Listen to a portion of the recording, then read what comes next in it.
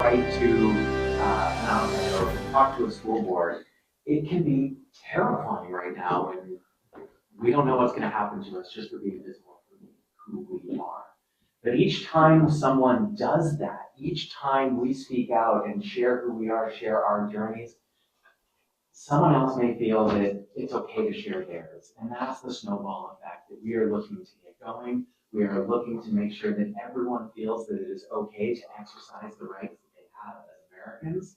And so today we have people here that have fought to defend those rights. People that swore an oath to defend the Constitution. And that's what is so amazing, that they've put it all on the line. They have chosen to remain visible despite what is going on in our country today. And so their perspectives are going to be incredible. And in a moment, I'm going to ask all of them to introduce themselves. But first, I'm Bree Fram. I'm a colonel in the Space Force for another 2 months until I'm officially retired. Being on administrative leave, as many of us are, is a really weird space to be, where we're kind of operating in limbo. Very, very little to do, but we're getting paid and also still subject to the Uniform Code of Military Justice. So I'm going to start with a disclaimer for all of us, that the views we are sharing with you today are personal and do not necessarily reflect those of the Department of War. No. Wait. So I'm hearing from you that the department has a name that it wants to use and it expects us to respect it. Yet they're going to need to go to Congress and ask for a name change? Yeah. Sound familiar? Anyone? Yeah. So our views do not necessarily reflect those of the Department of Defense, and they are our personal views, but they are views that are really important. So I want you to understand as we start this, who are we losing? What is this purge all about, and who is walking out the door? So I'd like each of you to kind of answer that question. Who are we losing, right? Good afternoon, everyone. My name is Ray Timberlake. I'm a public affairs officer in the United States Navy. I enlisted in 2007, right out of high school, got my start as a mass communication specialist.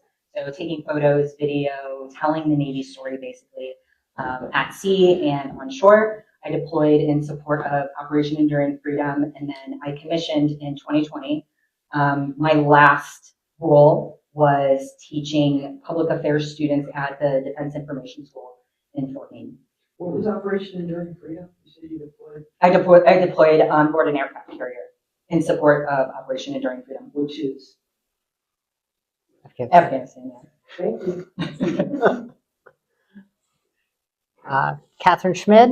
I did 20 years in the Army, pending my retirement on 1 December, and joined out of Portland, Oregon.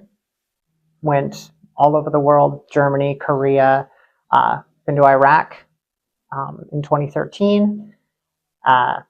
Worked my way up through the enlisted ranks to Sergeant First Class, which is senior NCO, and have been out as trans since 2014. Was able to change all of my paperwork and everything in 2016 when we won the first fight, and have been out and open ever since. I was a SIGINTER by trade, signals intel, but I spent most of my time doing the on-the-ground work of taking care of the young men and women who signed their names on the line to join the Army, and trying to make sure that the giant people chewing up machine that is the U.S. military is not chewing up the idealistic young Americans who sign up. Yes. I'm Master Sergeant Bruce, member of the Space Force, also an Air Force vet. Transitioned from the Air Force to the Space Force in 2021. One of the first cyber operators to join the Space Force back when it was stood up. I joined in 2013 when I enlisted coming out of South Carolina. People, when they enlist, like it's often not your first choice, right? It's something that you do when you're trying to get away from something. That was what was true for me. I was trying to get away from myself. I thought that if I enlisted in the military, that I would become more masculine and finally become the man that everybody wanted me to be. Finally put to rest like all the doubts inside of myself. That didn't end up being true. When I enlisted and I found the support of the community that I worked with, the non-commissioned officers who looked at me and just saw somebody who could just be a great airman, somebody who could really be special. They helped me blossom to the person that I am. So it's ironic that when I transitioned in 2017, that it was because of the military I was able to do that. Because I had that courage and strength that I had learned. So we'll talk more about all that, but it's disappointing to be where we are, but I'm always going to be thankful for my service and proud of it. My name is Commander Blake Dreeman. I will retire on January 1st with exactly 20 years of service in the United States Navy. I'm a supply officer by trade. I have done 11 deployments. I was pulled from what I was getting ready to go on my 12th out of Guam in June and moved back here. I have been everywhere from on the sea to Afghanistan to under the sea. I've been the great beneficiary of the last few major cultural changes that the military has done in addition to the trans service. I was amongst the first women to integrate submarines in 2011. I was a recipient of Don't Ask, Don't Tell. I have fought 3 times on the trans ban. Every bit of my career I have had to fight to keep for the last 20 years. My last job that I'm still doing, I'm working in support of the Australian, UK, US submarine agreement. So they pulled me out of Guam, put me on deployment, and then still found decent work for me to do. I have not been one of those that has been placed on administrative leave, but my last day of active duty is on Tuesday. I will do my last day in uniform, and that's the first time I've gotten and we'll have my retirement ceremony, same as Bree on 1 January. As we said, every one of us that has been up here has had to endure proving that we belong every single day. I've had to do that over and over and over again as a person coming into the military as female, as a person serving as female, and as a person serving as trans, and as gay, and as every other thing that we could possibly put as a non-merit based reason for why we should be here. So that is why we continue to do this. But yeah, that's what we're losing. We're losing strong, capable, resilient service members who fight every day to stand where they are, despite all the people that tell them they shouldn't be. Well, I think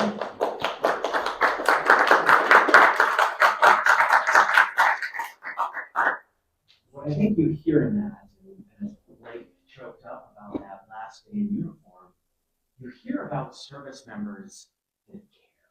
There is not just, I'm doing this for the paycheck. There is, I care about these values. And I had a similar experience on that last day where I could wear the uniform that I have worn so many years, and I knew it was no more. I walked home, I sat on my bed, and I cried for an hour because I didn't want to. And it hurt. But we all join for reasons that matter. We all join because we care. And Ray mentioned serving in enduring freedom. And I think wanting to see freedom endure is one of the things that was incredibly important to all of us, and to have that opportunity for everyone to be their best self along the way, because we know when we're our best, the nation's at its best, the services are at their best. So I'm sure there are a lot of other lessons you learned over your careers, all of which lasted more than a decade. So Blake, I'm going to start with you on this. What is that lesson from your service that endures? The lesson that endures is that each one of our service members wants to be guided in how to be good people. The story that is one of my favorite to tell is my first day in the Pentagon. No one knew I was trans. I'd been at the Pentagon, well, it's actually 3 days. I'd been there 3 days. And if you've ever been in the Pentagon, you can't do anything in 3 days. So I had no computer access. I had barely had access to get in the building. And one of the things that had been an interesting point for my entire career is that I had never worked with senior officers who happened to be female, who noticed things. I'd always been the senior one. And so there I am, 3 days in the Pentagon, and this lieutenant colonel, whose name I cannot remember, pulled me aside and was like, "Hey, is there a name that you go by that's not your legal name?" And I was like, "Oh, okay, yes." But also you have this moment of panic. But yes, but I haven't changed it legally, so we don't want to do that. So we kind of had this back and forth conversation without saying the words, doing all the things. And then they came back, so I went home. Couldn't do anything, so they sent me home for the day, called me back an hour later and said, "Hey, we've had this discussion with the group here, and we want to know if we can use Blake as like a call sign." And no one else had ever actually done that for me. And that is one of the lessons that I take with me and something that I do with my service members, and the opportunity to guide them and treat them with dignity and respect is that I try to make sure that they feel like they belong each and every day. And that is the lesson that I take, because if they don't feel like they belong, they don't work hard. If they don't feel like they belong, they go home and they sit and they play video games with people that they don't know and never get involved in their communities or with their friends or anything like that. If they don't belong, they don't do good work. Do you know how hard I worked after that day when that lieutenant colonel called me back and said, "We're going to use Blake as like a call sign," and didn't make a big deal about it? That's the lesson that I learned. For me, it's about the power of visibility. My first transition, I quickly moved overseas to Korea. I started transitioning in 2017, and then I moved to Korea at the beginning of 2018. So my whole transition was pretty public, and because of that, the base that I lived on in Korea, everybody lived there. There were no families either, so it was just military members. Everything was public, so my hair was growing out, and voices changing, faces changing, all that, and everybody got to see that firsthand. And for me, that was tough, right? It's hard when you're first transitioning to have that visibility be so upfront. I had to go to the cafeteria to eat because we didn't have really kitchens and stuff in our rooms because our rooms were so small. There were some days I just didn't want to go eat. I didn't want people to look at me and just be that object where people were looking at me being like, like I was doing that. And where the visibility, I recognized the importance of that was a little bit later when I was serving in the United Kingdom. I was in London working in an area that's not my usual job site, just fixing some things, working on their IT systems. And the colonel there, he pulls me into his office and he shuts the door. And I thought at this point I'd done something wrong. I thought he was mad at me. I wanted my mind racing, just thinking like, what did I do? What could possibly mean for him to pull me in here like this? So he closes the door, we sit down, and a little bit of small talk. And he's like, "Hey, like, I know you're transgender, and I just wanted to talk to you. My daughter is transitioning. I just don't know how to deal with it. I don't know what that means." Mm-hmm. So this man was reaching out to me for help. And so my visibility, which had hurt so much at first, now meant that this man was able to talk to me, and I was able to touch his daughter's life and help him understand that his daughter just wants to be happy, and show him firsthand that I'm happy. This experience that I'm living is what's possible for his daughter, and that he should support her every step of the way. How do I follow that? I think there's a lot of things you pick up over 20 years. Nailing it down to one thing that's sort of stuck with me is hard. But I've also learned a lot of lessons over the last 6 months since I was placed in the admin leave. A lot of the things I thought I knew about the things the Army claims to value. and how quickly the winds of politics can affect those things. But the last day before I got put on leave, I got a text message from a young 18-year-old soldier who was in my unit. One of those soldiers who joined with a parental waiver at 17, because she had just turned 18. And she had also just miscarried. And I wasn't her direct supervisor or anything like that. But I had the proximity and the bandwidth to help her out when that happened. And that was in early 2024 when that happened. I got a message from her in the first week of June of this year saying,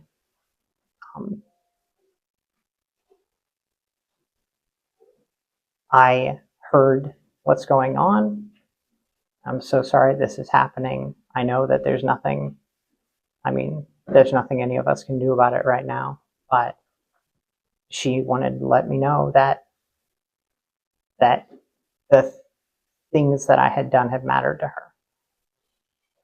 And that when I had given her a call and told her that, if she needed me to drop off dinner for her while she was recovering at home, and just checking in on her every couple of days during that period of time had saved her life, she said.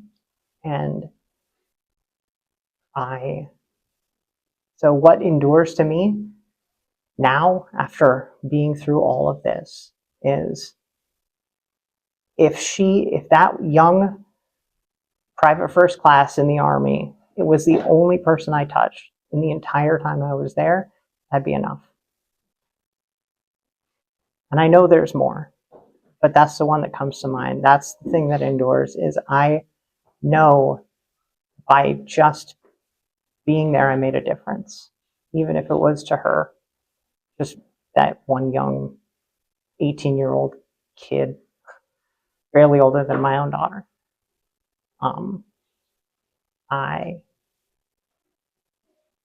I can't think of a thing that matters more to me coming out of a 20-year career than that.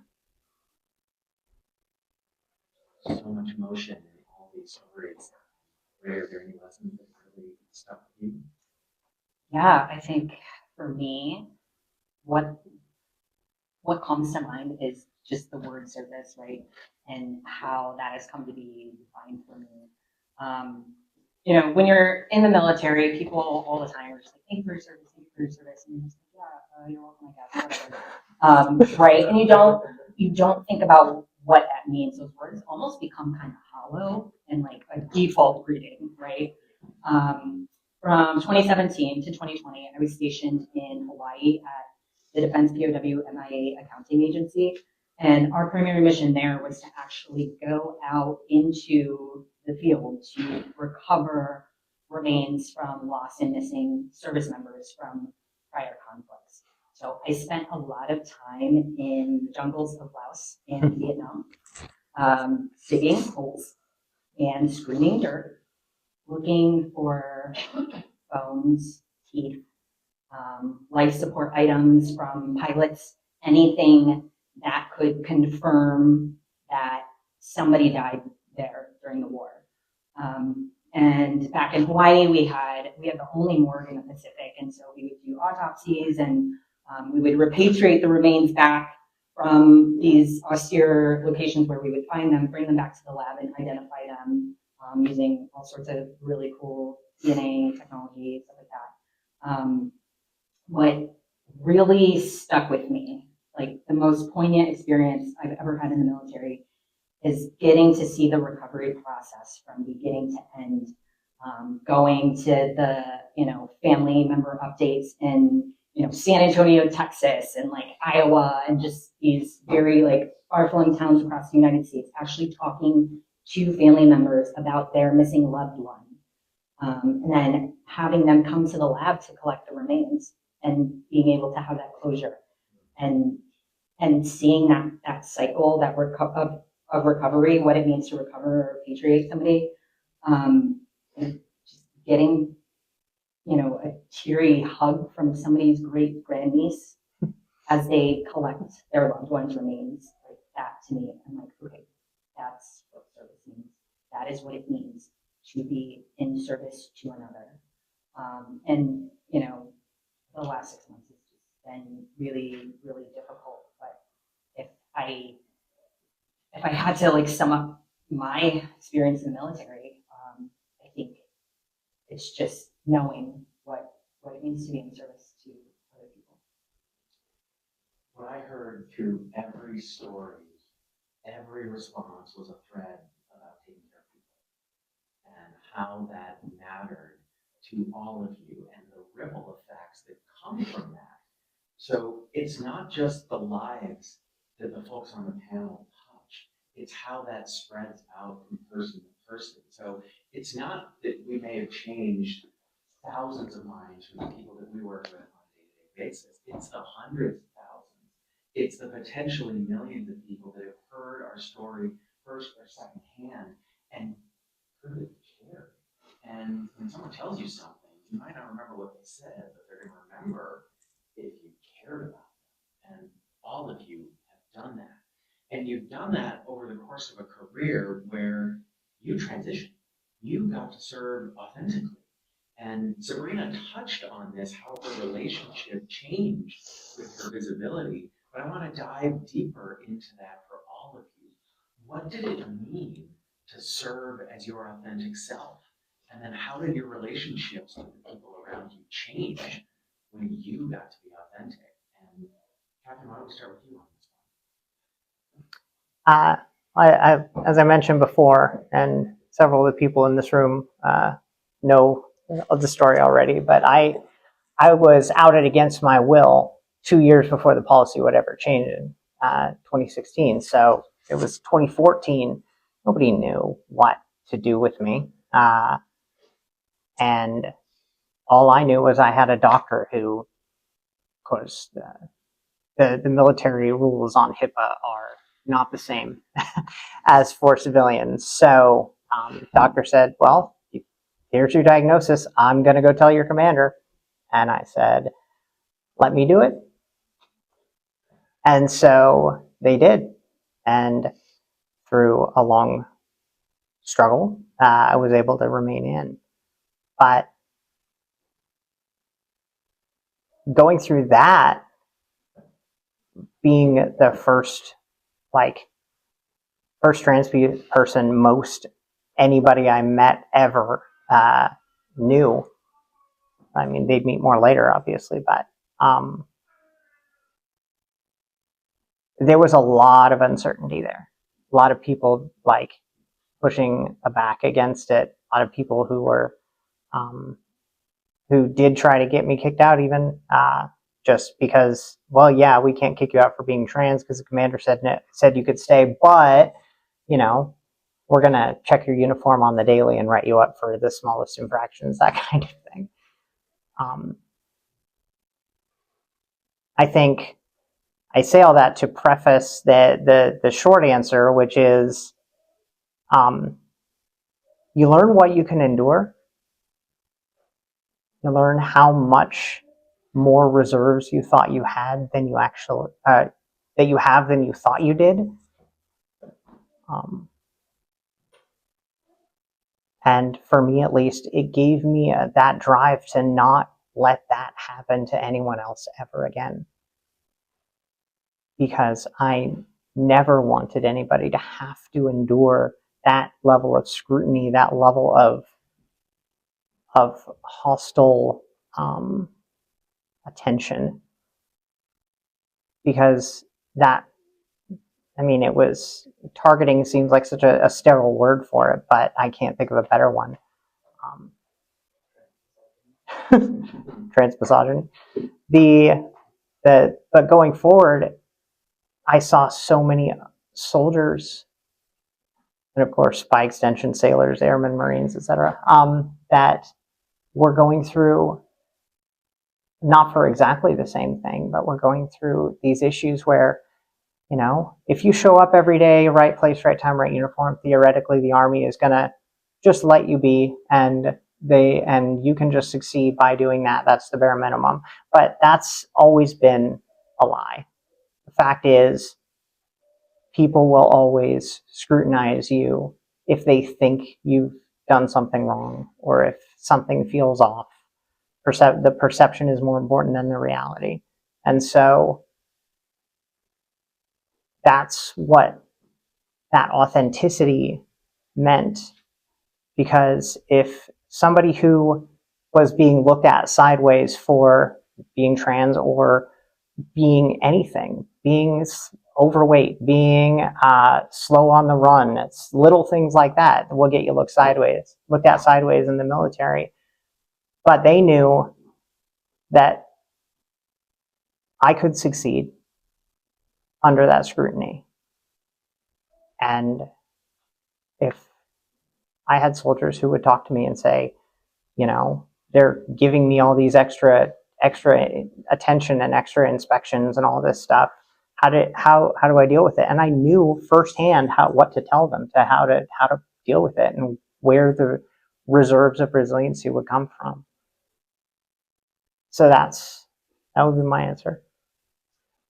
Sabrina, Katie touched on a thread about that extra scrutiny that comes with this visibility, that everyone is watching you, everyone's looking for the slightest mistake to use that as a way to potentially demean everyone and use you as a representative of a class of people.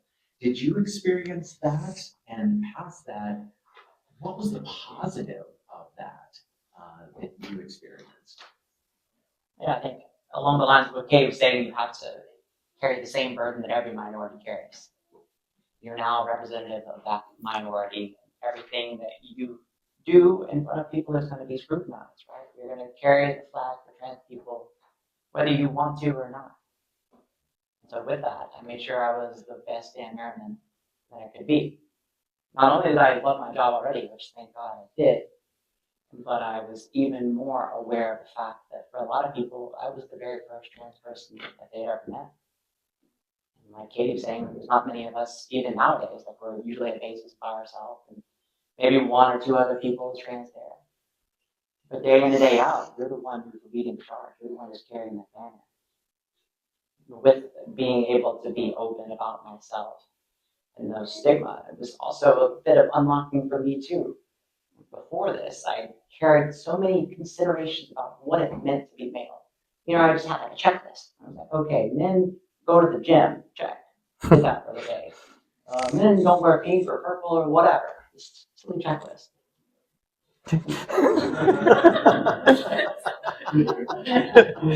People in the military love checklists as well, so maybe that was why it was my natural inclination. But with that, before I transitioned, I would consider things like the pin color. If somebody handed me a pin that was purple or pink ink, I would be certain not to use that pin. I would put it down somewhere else, not on my desk. I was thinking about things to that degree. I was so worried that somebody would look at me and recognize that I was trans because I was using a pink pen. So when you're able to put that burden down, you're able to do so much more. You're able to move forward with your life. You're able to take care of the people around you. Be better at your job. Be a better airman. Be better at anything. A better friend. Because you're not considering the checklist anymore. You're just living life. And I realized that after I transitioned, how much life had to offer. I would think it's the transition in Wizard of Oz. They're in black and white, and that amazing Technicolor spectrum shows up. And it's awesome to have that. To not have to consider what it means to be a woman or have a checklist about being a woman. I'm just a woman living my life. You talked about carrying the flag and being a representative. Now, Blake, you carried the flag in some of the brightest spotlights that have shined on our community. And there's a picture seared into my brain of Blake, on the day that open service was announced on TV with a smile across his face, it was putting out thousands of watts. And the lights were bright, the scrutiny was intense. How did it feel in that moment to be representing a community? And how did you carry that forward to make positive change?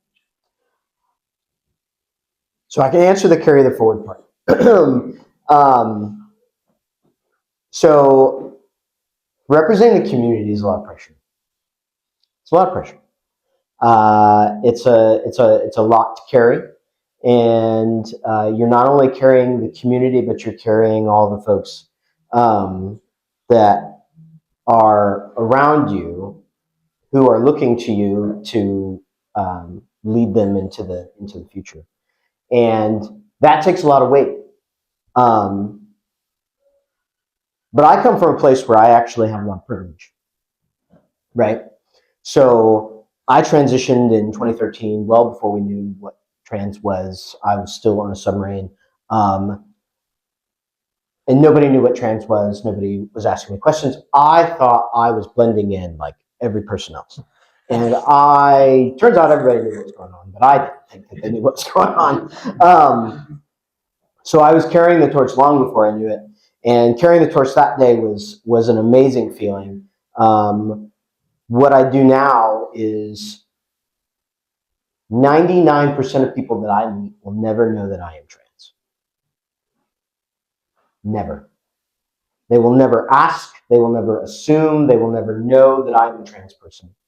But that affords me more privilege than any person on the panel. And that is because I can use my privilege as a senior officer to advocate for these folks without them assuming that I'm advocating for them because I am trans.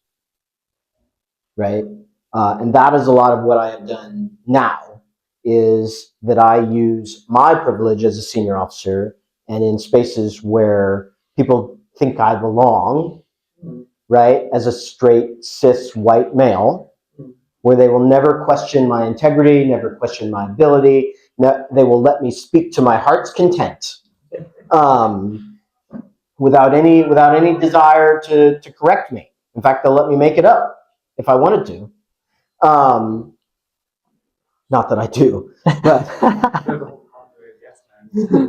absolutely. But I use my privilege in that way now. And that is how I carry the flag forward a lot of times, is because I put myself in places where other people can't go, and defend our community in those places, in addition to being behind the scenes or in front, whichever one I am needed, to speak or move or do whatever needs to be done to carry the water still for the community. But yeah, that day, I know what happened. Sue looks at me and says, "Just smile," the whole time. And so what I did was the whole time I was talking on the television. It was a great day.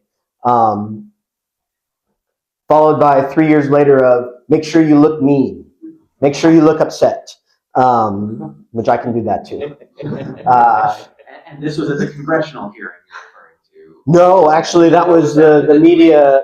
After the tweets for the media, the congressional hearing. I said, so I did the same thing. I have, if you look at the pictures from the congressional testimony, I look like Grumpy Cat, where my mouth is definitely turned down. So, but yeah, so that's how I use my privilege now, and that's how I encourage a lot of folks. If you have the privilege to be able to stand up and be, when people ask me what I need allies to do, I need you to speak in places that we can't go. I can't go everywhere. These folks can't go everywhere. Make sure that if you're in a space that trans people are not, and you hear them speaking against trans people, that you carry the water that we can't carry in that room. That is what I do. That is what Bree does. That is what we all do in spaces where we can get to. But there are still spaces that we can't go, that we need people to defend us. So Blake, you carried the torch early and you had that spotlight. Ray, you had it in a much more negative light, having just rolled off as communications director of Sparta, an organization that educates and advocates on behalf of trans service members, and you had to do that during some of the most challenging times where our service was under attack. You're a professional communicator. How is it that you convey the story of service members when everything we were hearing about us from many sources were lies? They were not representative of who we are. How do you counter that narrative? So I think my kind of personal positionality helps a lot with that. I don't really come from a place of privilege. I joined the Navy as an E1. For those of you that don't know, that's like the first rank, the lowest guy on the totem pole. And as a person of color, as someone assigned female at birth who has always identified as queer, I've always felt like I've kind of had this target on my back. Like Katie and Sabrina talked about, that higher level of scrutiny. But also with that, I know my job. I know I'm good at my job, and I know how to perform. And so when it came time to talk about how transgender service members contribute to national security, it was really easy because we could talk about all of the things that they do, all of the critical roles that they fill. Aviation, nuclear trained personnel, aircraft mechanics, intelligence, cyber. Transgender service members are in every community in the military, fighting for the United States and defending national security. And so when we talk about, again, like to kind of go back to what we're losing, we are losing years and years worth of experience, education, security clearances that cost a lot of money, right? We're losing all of this institutional knowledge that transgender service members have, and people, right? Individuals, technicians that just happen to be trans. We're losing all of this power, all this brain power, right? So I think objectively, when you look at it from that position, it's a bleak outlook for sure. If I could add to that, I think another thing that we're losing is the institutional trust. It's about more than just trans people.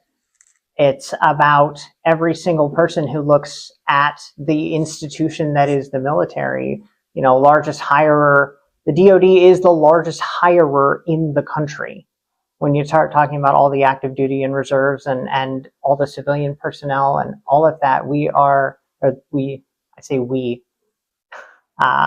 but the Department of Defense is still the largest hiring body in the country. And there was no precedence for an entire group of people being purged from the military for political reasons until now. And that level of trust will never be regained. The fact is that now there is a precedence, there is a method, and there is legal justifications for any politically unpopular group to be purged from American society.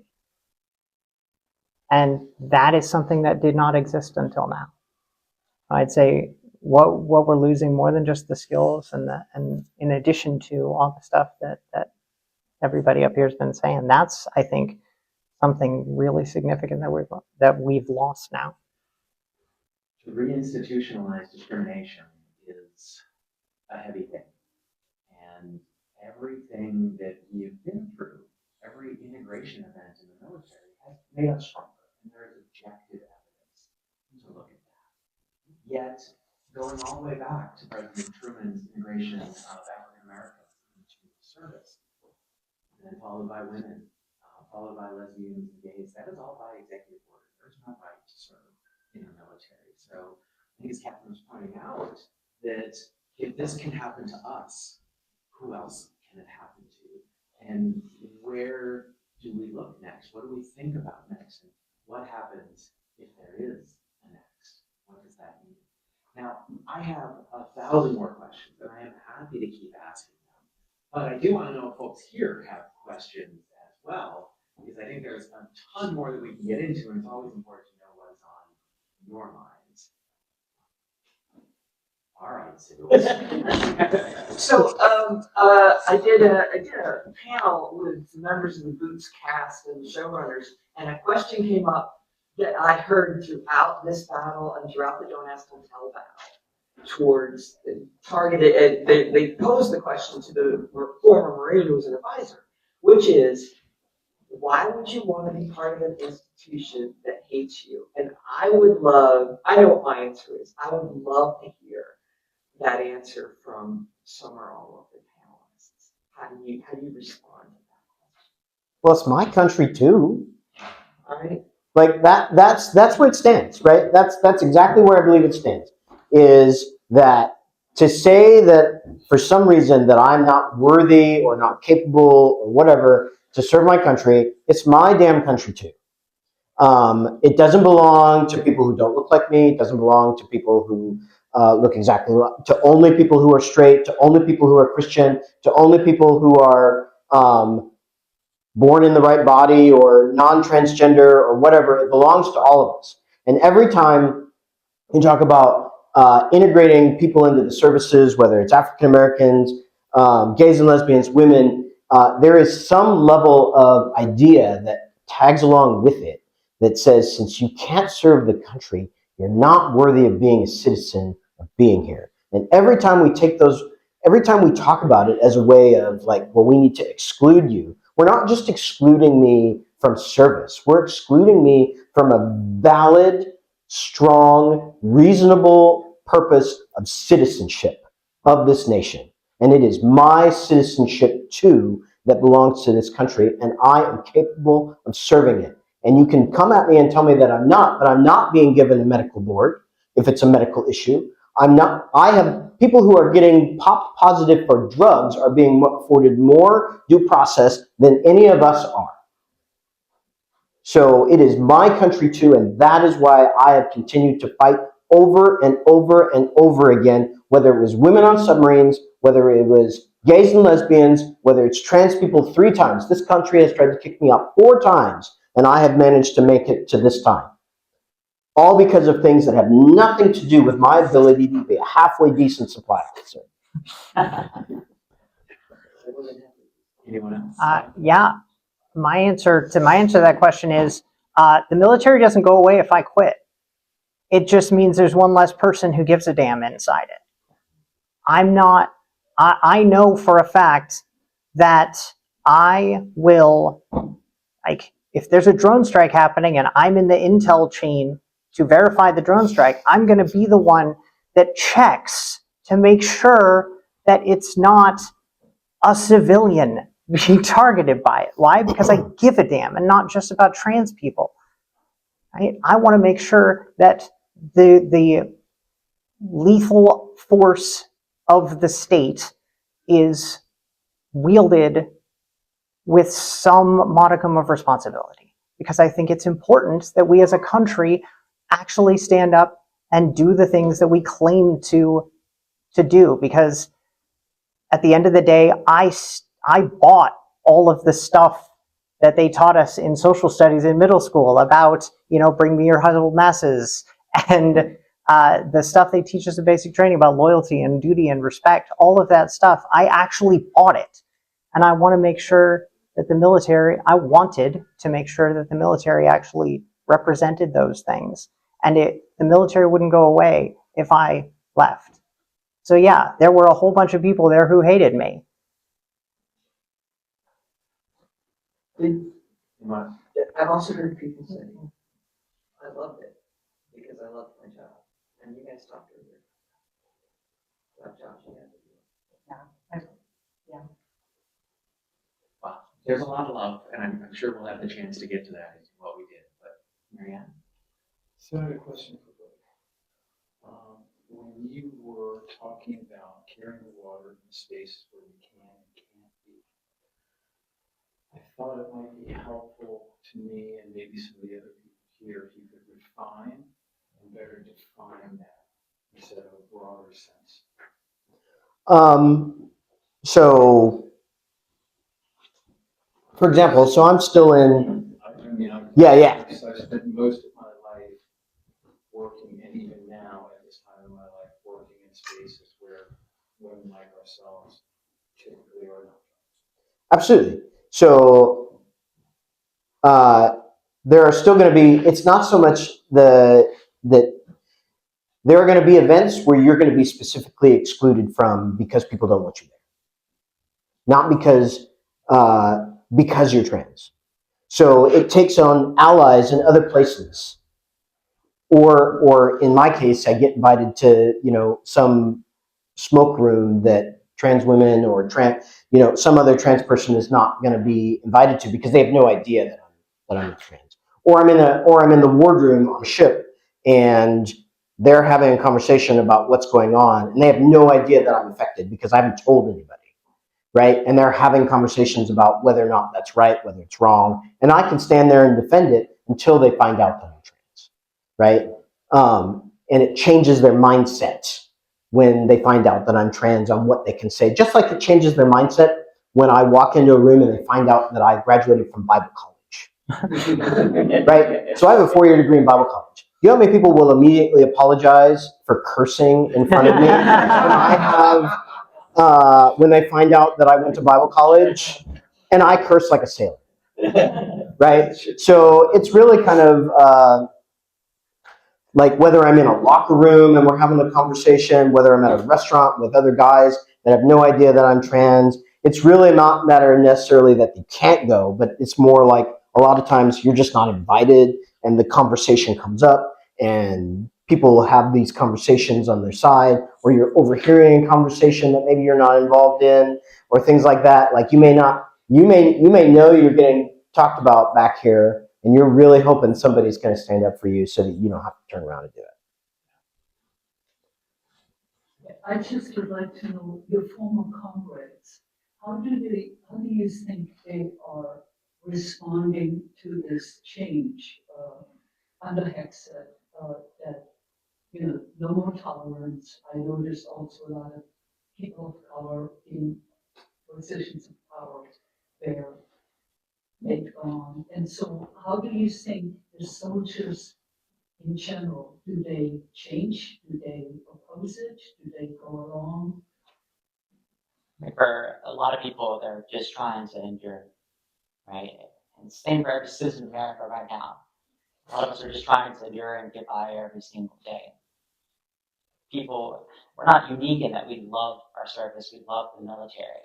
It's a pretty common thread once you've been in for a little while when you serve, because it's important. It's something that you grow to love and you want to keep doing. So the people who are having to live under this regime, they're just trying to get by. Yeah, I feel for them, right? It was some questionable shit. People are being put in bad circumstances. And it's tough for them to weigh the odds. How do I throw my career out? How do I feed my family? How do I take care of my kids? But I also have all these values, these morals that are being questioned every day that I'm having to support what's happening. And for a lot of them are just, hey, it's only 3 more years. Just kind of counting down the days. Or maybe some of them are getting to that point where they're like, hey, I need to resign my commission. And we're seeing that. And to me, that's an alarm bell, right? It's not great when people are going to give up their careers of 15, 20, 30 years sooner than they wanted to, of their own free will. I'm interested to see where it goes next. I'm interested is, I wish we were not doing this. I've seen the car wreck side of the street. It's a terrible place for our armed services to be. Add to that. I think a lot of our colleagues are in the space of. I had a word that I was going to use, and it has definitely escaped me. They're feeling. Oh, that's what I was going to say. So you know how when you're having the conversation at the dinner table, and your aunt or whatever looks at you and says, I don't have a problem with you as a trans person, but I have this big problem with trans people in general. Right? So I think a lot of the people that we serve with feel really bad that this is happening to us, people that they know, but they're not exactly opposed to the policy overall. Mm-hmm. So we go back and forth about like, well, if you're upset about it happening to me, then you kind of have to be upset about it here. But then they're not having the moral conflict that I'm having internally with having the conversation. So I think that's where at least a lot of the folks that I've talked to, especially my friends on the ship before I got redeployed back to the States, it was a lot of like, man, I'm really sorry this happened to you. We kind of already had this figured out. I'm not really upset about us going back, but I really would have preferred you not to get kicked out. So it's a lot more personal than it is policy wise. Mhm. We'll hear and then. So just with what y'all were saying and the question that she just asked, do you think that being a minority group, especially a minority group that's discriminated at while you are serving, specifically more often will make you a more moral decision maker when it comes to being a soldier or being any kind of service member who is, theoretically in charge of mortality? Do you feel it makes you more moral because of the things that you had to go through, and therefore, as you were saying? I don't think that adversity makes anyone more or less anything. I think that, the military is a cross section of the United States population, right? We all come in with our own value systems and our own morals and things that kind of guide our decision making. What I think is probably like the worst part of all of this is that the military, when you go into basic training, like they spend a lot of time and effort indoctrinating you, like basically brainwashing you to try to get your values to align with that of the organization, right? And I think banning a group of people based on who they are is just straight up antithetical to all of our core values and all of what we practice and preach and how we treat people with dignity and respect, and what I've been expected to do for 18 years, right? So I think in this environment, it's just kind of like a hard left turn, and I think people are, at least the people I've spoken with, are like kind of turning inward and becoming more reflective of their own values, systems, and morals, and what right looks like for them to then guide their own service, whether that's staying, that's going, that's transitioning into different kind of, career fields. But I don't think, I think being a minority informs my experience, especially, and how I walk through the world, but I don't think it makes me any better or worse than anyone else. So perhaps a better way to say it, that it put into starker clarity the morals that you were taught and how they are betraying them. So you are more sure of them. I would say that I think this is true for a lot of trans people, regardless of the military or not. When you have to question something as fundamental as your gender, it kind of leads you to question a lot of other things that happen and be willing to ask why. And in the military, it's such an old establishment. Nobody knows why we do the things that we do. And so questioning that and asking why has helped change the lives of a lot of people that I worked with. Why are we going out and doing this thing at 6 a.m.? Well, that's the time that we've always done it. Why? Why not do it at 7:30? Nobody ever questions that, right? Just show up and do it. So I think that having that doesn't make me more moral. It makes me more willing to not take things at face value. To try and understand the deeper reasons behind it. Maybe there was something worthwhile about 6 a.m. when we, wrote 50 words years or ago, something. right? 50 years ago. 100 years ago, probably. Got to watch the sunrise. Yeah. Before we had like alarm clock or something. An energy drink. Yeah. So before we get to that question, I think there is something to that. I think there is, through the discriminatory experiences that people face, particularly when it is about identity. You realize if you're attacking me for my identity, there are probably other people getting attacked for their identity, and why should they be? It is something that I believe builds in us a style of leadership that is about how do we all get better? How do we all work to make the world a better place? Not how do I lead in a way that gets me what I want. And there's something to that about queer leadership that is really about this is for all of us. Somebody wrote a book on that. Yeah.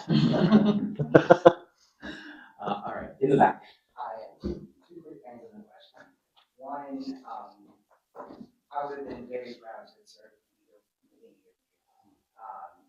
and two, you deserve a better end than you are given, which leads me to my question. Knowing how it ends, would you have done it all over again? Would you have elected to do this in this time? Yes, okay. Sorry. My language, yeah. Yeah. It's an army language for Space Force. Yes. But I never would have had the courage to be who I am if I'd stayed in rural South Carolina. I thought that being a trans person was impossible. And there are plenty of people who do transition in that area, but for me, with my family and just my fear, it was never going to happen. That was because I wasn't able to see how strong I was. And we talked a little about service and just understanding what service before self means. And for me, realizing that I wasn't sacrificing myself, but I was giving myself to a greater cause. And that wasn't a one-way street. That cause gave back to me. The military gave me the strength that I needed to be myself.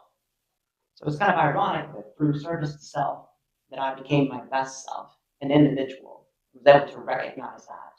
And my individuality came out when the military does so hard to crush that in certain ways, but it also gives you the strength to recognize that too. I could have done any of that without being in rural South Carolina, like, I don't know, big beaches or something. For me, the first thing that came to my mind is like, if I had to do it over again, if I made different decisions, I wouldn't be me. I'd be a different person with their own series, with their own collection of regrets and things they wish they'd done differently. I can't imagine what my life would be like without the Army. It has been my life for my entire adult life. My life would be absolutely unrecognizable if I had done something different. So I don't even know what that would look like. There's no way. So I made that choice when I joined, actually. When I got the call that the Navy had decided to commission me as a supply officer. Now, I decided to join the Navy because I thought I was going to be a chaplain, because that worked out really well. I made the decision to join the Navy. I had a fork in the road. I had actually just entered into a relationship with a cis man minister, who I was supposed to go and be a minister's wife. I was figuring out how to, literally a minister's wife. Can you imagine me a minister's wife? And how much I would have loved all that. And so it was. And at first I said no. I said, nope, I'm gonna continue down this path. And I came back literally like 36 hours later, and I was like, because I couldn't escape the idea of what if, right? I couldn't escape the idea. I knew what being a minister's wife looked like. I knew what the path looked like. I knew that what Joplin looked like. I knew what going back to Bible college meant, right? Katie and I actually bonded first because we both ended up at the same teeny tiny little Bible college in Joplin, Missouri for like a semester. I found out. I graduated with honors. But I knew what that path looked like. And I couldn't get beyond, in 20 years, when I look back on my life, and here I am 20 years later, literally, going, am I going to regret, what if I didn't take that commission? Or what if I got married? And I said, that's the one that I'm going to regret. Of not joining the Navy, see the world. I needed to get out of Missouri. Right?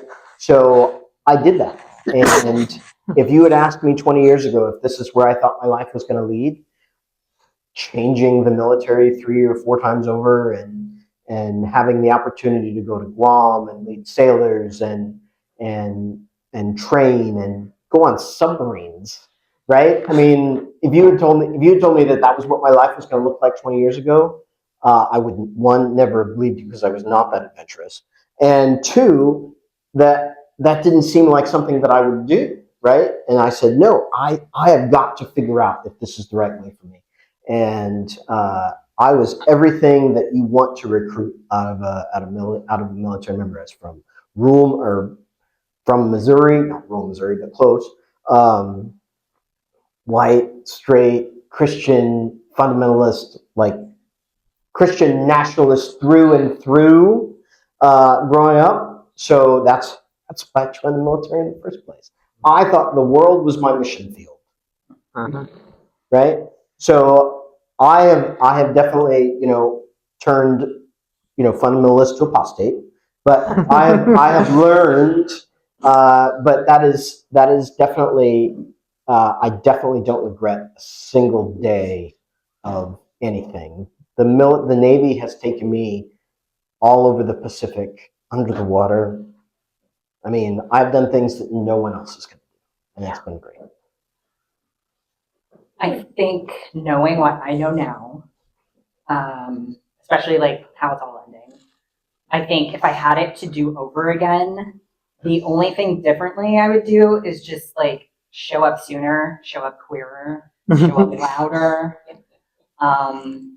for myself. Because when I came in, Don't Ask, Don't Tell was the law of the land, and I didn't have very like clear examples of like queer people in leadership, queer leadership, right? That just wasn't something I saw, and I think, in hindsight, maybe that's like a missed opportunity to just like be that thing maybe I needed to see. So, About a year ago, I had a chance to ask the last Afghan ambassador to the United States a similar question. I said, was it worth it? And she said, without a doubt, you gave a generation of people, particularly women and girls, a chance to get educated, a chance to see the world, a chance to grow up and live as themselves. That's what we've done. It was absolutely worth it. We had the President of the United States in an executive order tell us all that we were undisciplined, dishonorable liars who lacked the humility required for military service. We left a record of nearly a decade of open service that shows everything but that. We all got a chance to be the best version of ourselves, and our units got stronger around us because of it. Hell yeah, it was worth it.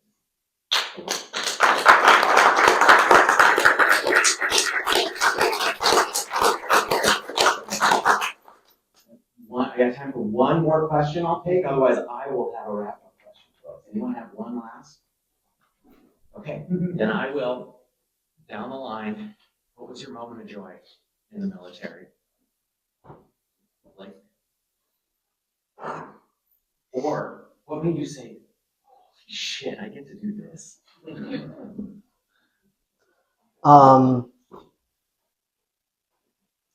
So I'll say I'll do two, just because they're both really meaningful to me. One is when I got my dolphins. I don't know if anybody knows what those are.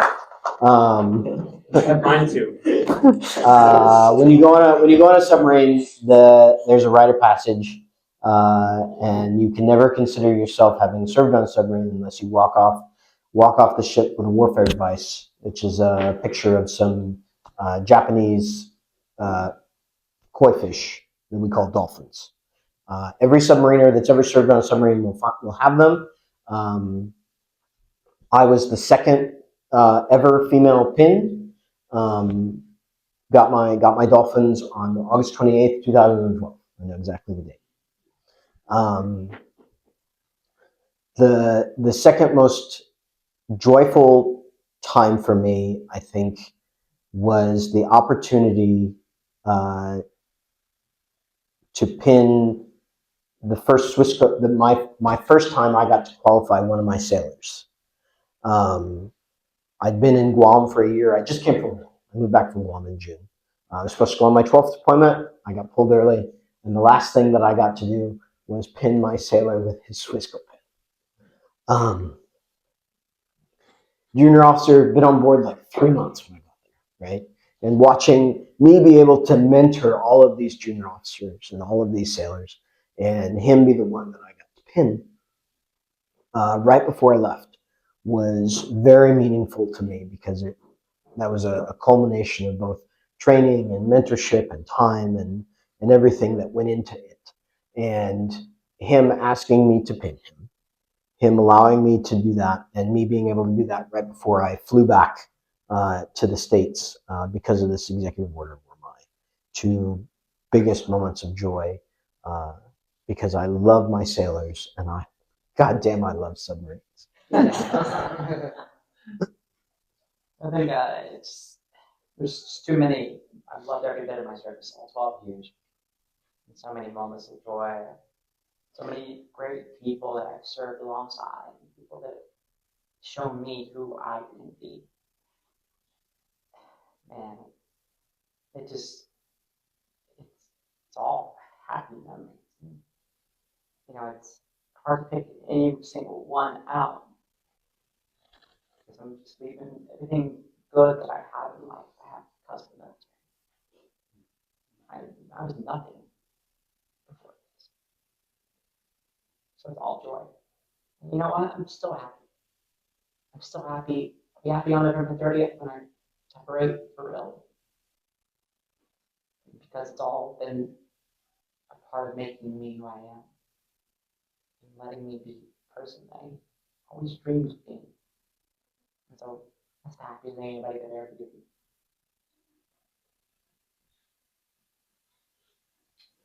Similar to Blake, it's hard to pin it down. There's these little events that the military sort of loves to do that are culminating events. You got pinned with the Dolphins and everything. I got the opportunity to go out for the Audie Murphy Award. And in the Army, Audie Murphy was the highest decorated soldier in Army history. So the Audie Murphy Award is given to, there's a whole like week-long thing that you have to do. There's a 4-hour-long board where you're grilled by people on the most obscure aspects of the regulations. You have to shoot expert with your weapon. You have to get the top 10% of scores in your physical training. You have to demonstrate long-standing patterns of positive leadership. They interview your leaders and your subordinates. And I was able to compete for that, and winning that in 2022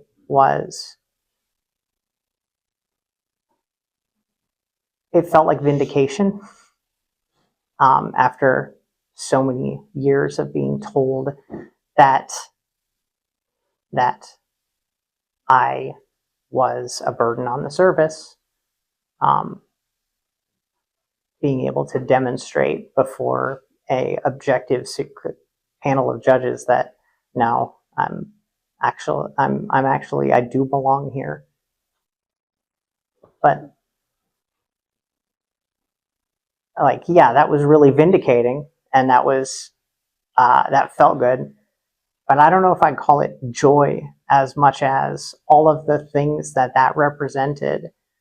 The fact that I know that all of when the panel of judges asked for my sergeant major's opinion on whether I should be eligible to even go out for it, the sergeant major thought back on the hundreds and hundreds of interactions we had had, and my subordinates were thinking back on all those things as well, and all those little moments of just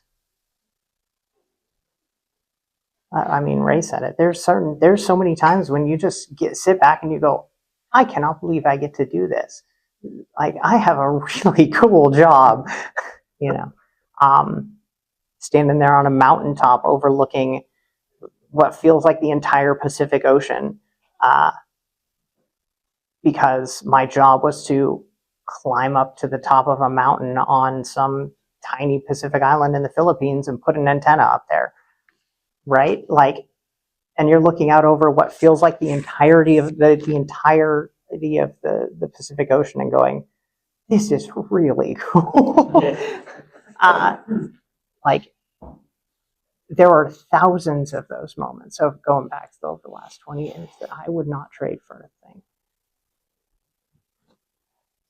I think for me, well, so I joined the Navy when I was 17, and I had two goals. One was a goal that my parents made me have because they had to sign for me as a minor.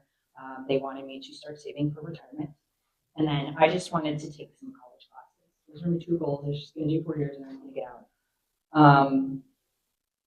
But since then, I've met the Dropkick Murphys on board USS Constitution in Boston. I visited Tara, which was the site of this major battle between the Japanese and the Marines, the US Marines during World War II. Jumped out of a plane strapped to a Navy SEAL. And the people that I have gotten to know and the people that have come into my life because of my naval service have just been absolutely incredible. But I think the very best thing I got from my service was just finding myself and being able to belong to myself and embody my truest, authentic self. It really means a lot to me, and I think that it will serve me for the rest of my life. I would have never had the confidence to even come out as gay without just knowing that I could go through and endure hard things.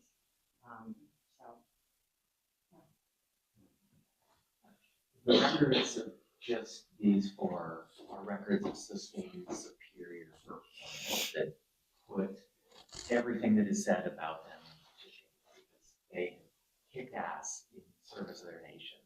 And like them, there's so many moments in my career that are just filled with joy. And there are far too many of them. Oh my God, I get to do this things that I have done and been a part of that, you know, the 10 or the 15 or even the 20-year-old me would have been like, no way in hell. And I got to do that, and it was incredible. But the moments of joy were so many, particularly as I got senior in my career. And I got, whether it was notes of thanks or something that someone reached out to me and said, I have a trans airman or a trans guardian. How do I take care of that? That was incredibly neat.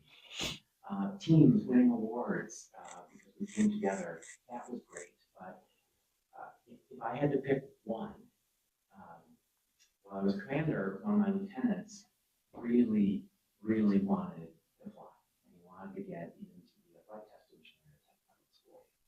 And I worked a lot with him on his application, wrote him a letter of recommendation. About a year and a half later, I had moved on. I had email had a picture of him in the back of the jet. I was so proud of him. And it's those moments that I know we all have had, whether it was us or whether it was someone else that we helped along the way. And even though we may be out, we know they're still in, doing the right thing. And on the other side of us, they're going to be part of that professional, nonpartisan force that makes the United States military so incredible. So thank you all for listening to us. If you want more stories, there are tons of ways to find them. There are books out on the shelf out there that have many of their stories in them and many others. But please help share our stories because that is how we make a difference. That is how we show that the lies that are being told us about us are just lies. So thanks for being here today.